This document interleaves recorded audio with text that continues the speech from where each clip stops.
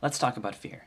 Not the knife behind the shower curtain fear, but the kind of fear that people talk about when they talk about fear of success and fear of failure, fear of doing and fear of trying. The kind of fear that sees everything you do but only shows you the weakness. The kind of fear that tells you you'll never be good enough and hires doubt to spy on your subconscious and get all your dark little secrets to use them against you.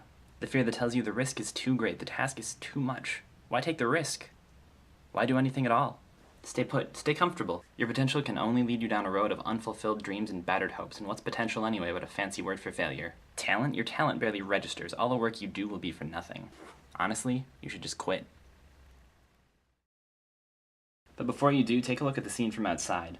The burden of a life never touched by creativity or ambition. A safe life that will only ever be talked about and is aside in someone else's story. Instead of a life wasted in work, a life wasted. Instead of the possibility of broken dreams, a promise. Remember that fear shows you only what it wants to see, and anything that looks like a way out is really just a death sentence. No one will do it for us. It never gets easier, and there's not a proverb in the world that can convince me otherwise. The time is spent one way or another. You can use it trying, or you can use it surrendering. What I'm getting at here is that the homework we did in high school wasn't supposed to teach us that we'll never use quadratic equations in our real life. It was supposed to teach us that you have to practice at something to get good at it. And sometimes, getting good at something is work. It can be hard, it can be scary, and it can seem like it'll never be worthwhile.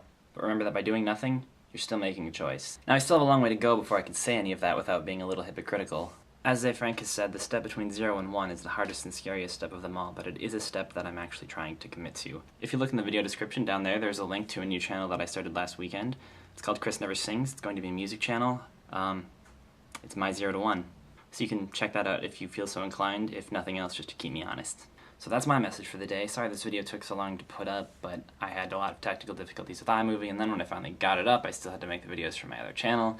So yeah. So hopefully in the future these should be up a little more rapidly. I'm looking forward to hearing how your story's going, and I'll see you next time.